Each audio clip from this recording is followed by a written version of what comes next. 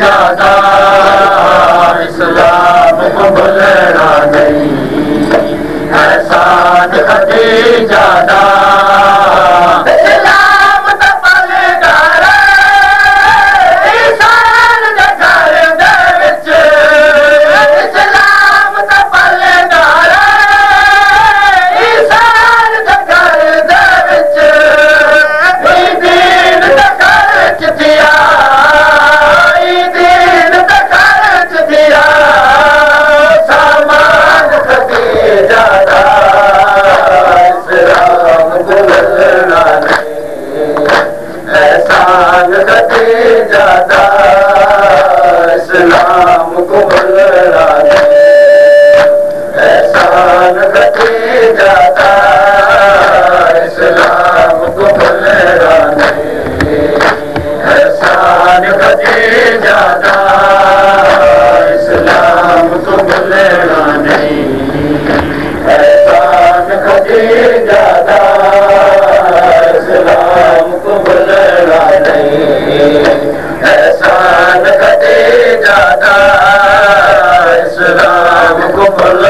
नहीं, एहसान कदे ज्यादा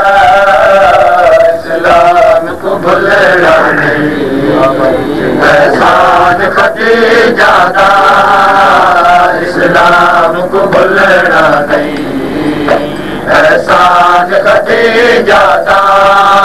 इस्लाम को भुलना नहीं,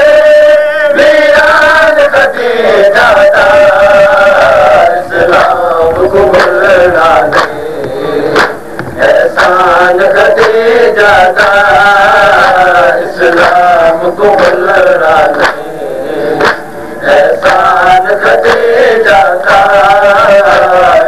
इस्लाम को भुलना नहीं, एहसान कदे ज्यादा इस्लाम को भुलना नहीं, एहसान कदे ज्यादा इस्लाम को भुलना नहीं,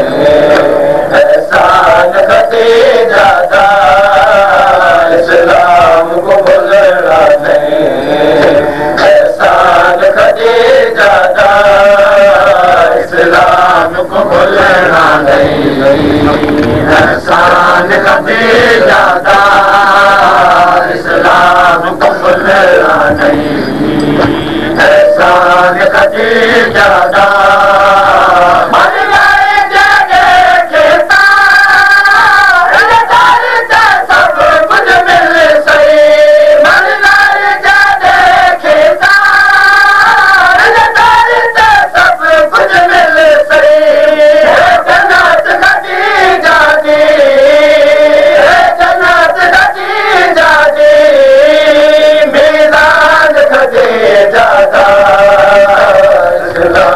को भुलना नहीं,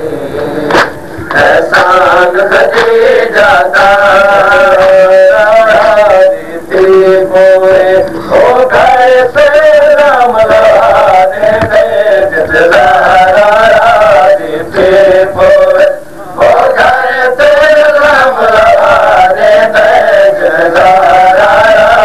देते पोए, हो घर से राम लाने देते पोए, हो घर से राम लाने देते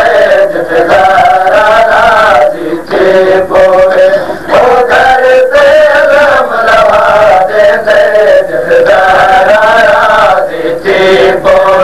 हो घर से राम लाने देते पोए, हो घर से राम लाने देते पोए, हो घर से राम लाने देते पोए, हो घर से राम लाने देते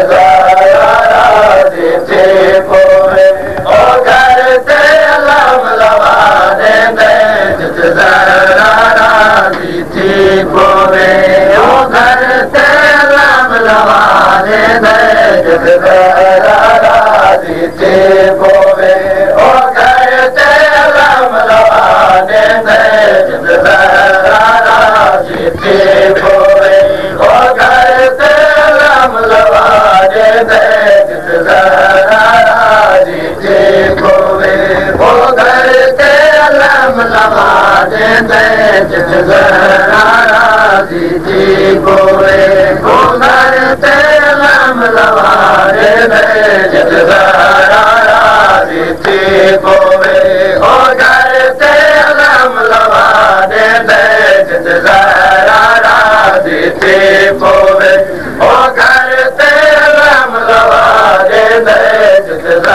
राजी थी पोवे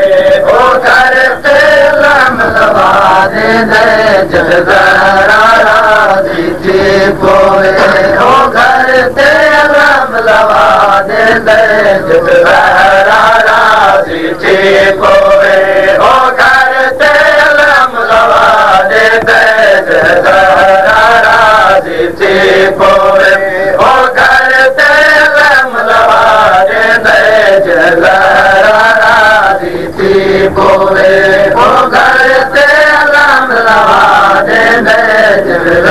राजी थी पोवे ओ घर ते अलम लवा दे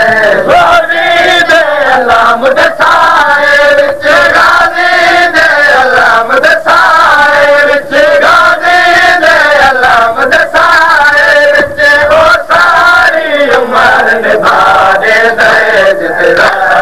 राजी थी पोवे ओ घर ते अलम लवा दे राजी थी पोवे ओ घर ते अलम लवा दे